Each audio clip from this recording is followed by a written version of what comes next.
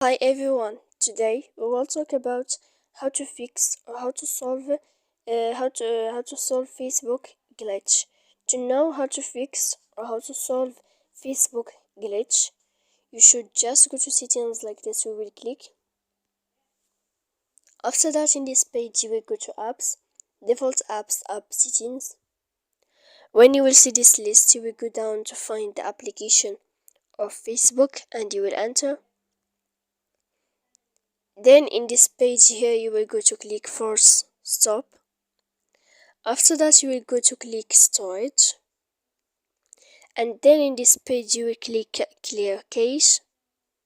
Then you will go to click clear data, and after all that you can update your application. So please don't forget to support us by like and subscribe. See you next time in another video, and thank you for watching.